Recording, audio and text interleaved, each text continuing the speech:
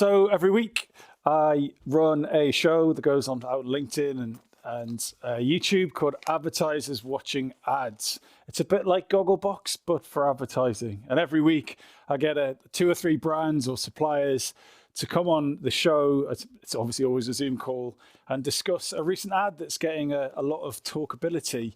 God, that's an awful marketing word. I can't believe I said it at a conference. Anyway, ignore I said that. We just talk about ads with advertisers. That's basically it. So what we're going to do now is go and meet the advertisers who are going to discuss this week's ads. Hi, guys. How's it going? Good, thank you. Good. First, shout out to Colin.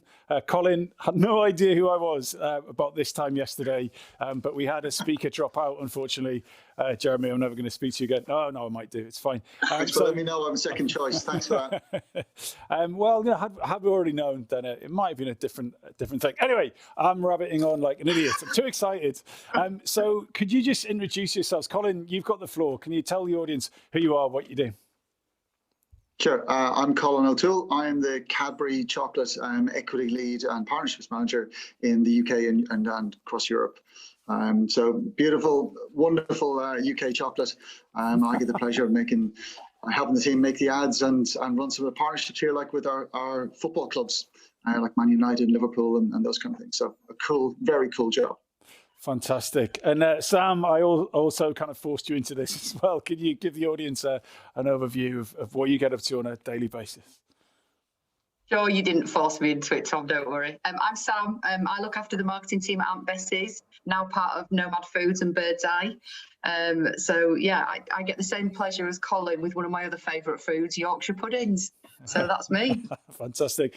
And Seb, absolutely no stranger to advertisers watching ads. You may even hold the record for the most visits, but that's because you're a brilliant guest. So, but anyone who hasn't seen the show before, can you just give an overview of what you're all about?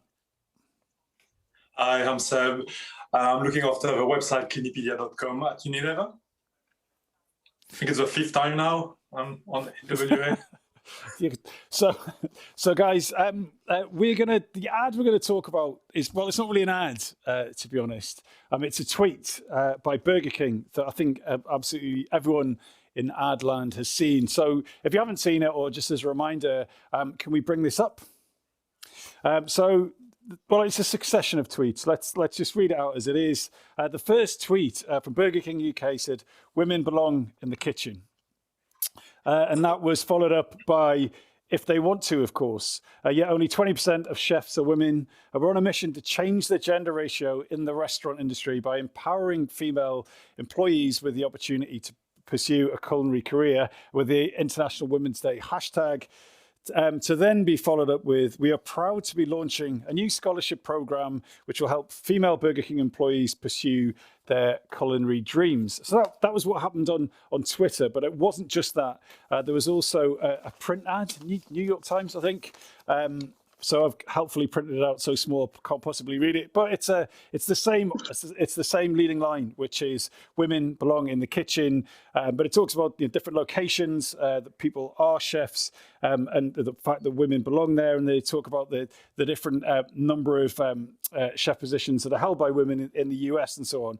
And they talk about their HER program, helping equal restaurant scholarships, and their commitment to helping aspiring female chefs. Because every woman with a passion deserves to advance, whether it's culinary school, a Burger King kitchen, or any other kitchen in the world. So it's fair to say that the intention to do the right thing was there, but the execution did not deliver that in any way. So Sam, I'm curious to know, what was your first reaction to the woman. It's the woman in the group. No. As the first food marketing professional of the group, that I've decided to ask the question. So, what did your rational brain think of it, but how did you respond when you first saw it? Well, when you read that first tweet, it's like, oh, right? I think that's what everybody's first reaction was. But firstly, I think it was wholly intentional. I think this is what Burger King do, that they create a furore with a headline, and then they follow it up with kind of the real reason that they're talking about it. So to a certain extent, I wouldn't be surprised if they were sat there saying, "Job done." that was probably the intention, but I think it was misplaced in terms of its timing, because attention was on International Women's Day, and senses were heightened around the importance of women in the workplace, diversity and inclusion, and all those things. So it kind of hit the wrong note even more because they put it out on that day. I think it was that day, or it was certainly around that day. So I think it was wholly intentional, planned, but I think they got it a bit wrong this time. Colin, I think they added something like 10,000 followers on Twitter in a day based on this campaign. So, what I mean, how would have you made this ad better? What would have been the right way to do this? Well, if this was the one they chose, I'd hate to see the ones that they rejected. Ill-timed in terms of, the tone of this was about supporting women and making their voices more heard in the right way. And I don't think at any time of the year this was going to work. This was not the right thing to do. So I think there was a couple of tweets afterwards. Then the best time to delete this was 2 minutes ago. The next best time is right now. I think that's kind of the best way to sum it up. I don't think. I definitely wouldn't have approved and put that out there. No matter what your strategy is, it is clickbait. It is driving people towards what you talk about, but it's done in very poor taste. They do some wonderful stuff, and they've won amazing awards and really delivered for the brand. This is not their best hour. So, Seb, I'm curious to know how you think this happened. So, yes, to the earlier point, this is what Burger King do, not be sexist, but be provocative, like set fire to a McDonald's ad and get a free Whopper, hide a Big Mac behind a Whopper. It's just like great idea. And this is definitely in that challenging space.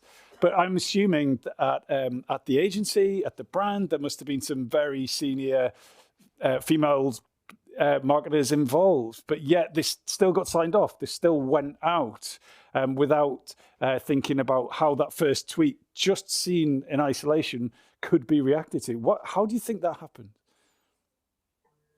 To be fair, I think, if you look at it, despite the timing and the tone of voice, they were just following the marketing textbook. So it's about, let's get attention, let's talk about the issue, and then let's say how we're tackling this issue. So, they were following the textbook, based on what they've done before. So let's be provocative, let's be the hero of the restoration industry. But again, in terms of the timing there was, I think, 2 hours gap between the first tweet and the second tweet to explain what they meant. But also on International Women's Day, there was also so many messages out there. All the brands were talking about, what they are doing, what's their point of view. So, how can you get your message outside the big clutter? So, a little bit, unfortunately, it backfired. Probably, what I will be looking at, it's more, let's talk first about the issue. But here is, they just decided to go for a provocative, big attention, clickbaity type of approach. I said, Tom, I think they'd be, as Sam said, they'd be sitting there thinking the job done, they've got the attention. But I think that the New York Times ad cost somewhere like 200 grand to do. And yet they're giving away 50 grand's worth of a scholarship in the US. It just didn't feel like that was the right way to go about getting that attention, particularly on that day. It could have been done in so many other ways that would have got them a huge amount of PR in a positive way. This day was not about them, the brand. This was about something else, and the need for attention there just led them in the wrong place, I think. So I agree, Colin. If they'd have followed it up with a TV campaign that talked about them giving £1 million then all would have been forgiven to a certain extent. But they got it wrong, and then when you scratch beneath the surface, the substance wasn't really there either. Yeah. So there was a good intention there. Certainly, the delivery wasn't right at all. They admitted that when they deleted the tweet because of all the negative replies that had come onto it. But they also apologized. So what do they do next? So you're the global CMO, Seb. What are the things that Burger King should be doing now to restore its place in a positive association with its audience? I think you can get it right, but it's all about the action that you're doing in specifically around diversity, equality, and be bold on that side. So it's not just about offering to scholarship, but it's how are we doing in marketing, to improve the way we do representation. Is our board 50-50 or if what is especially in the fast food industry about more of the salary, especially of people working in the kitchen. So definitely there's bolder action, but I would say more aligned with with what they want to achieve in the restoration industry. So that can be done than just this small bit. So Seb's plan is reinvent the business from the CEO down, which is admirable. Colin, what are the smaller things that Burger King should be doing in the next week or so, if anything? For me, if they've got the details that are there, that's the story. And they've got the attention of the world now. The next thing they do is they roll this out and explain in clearer terms than they did exactly what the intention is around this here. It is a good intent. They are putting money behind it. They are trying to make better opportunities for people, not just women, but everyone in terms of how they deal with their restaurants. That's the story they need out there now. And since those tweets, I haven't seen much more than just the controversy. I mean, they deleted them not because they were wrong with it, but because they said that the abusive comments underneath that tweet. So they didn't apologize for the tweet, but what was being said about them. Well, they said that we could do better. Sam, we run out of time. What's your final thought for what the industry can learn from this week's tweet from Burger King? I just think about it and think about it again and get your tone right. And I think they'll go again, but so with something probably slightly less controversial. I don't think they'll change their approach.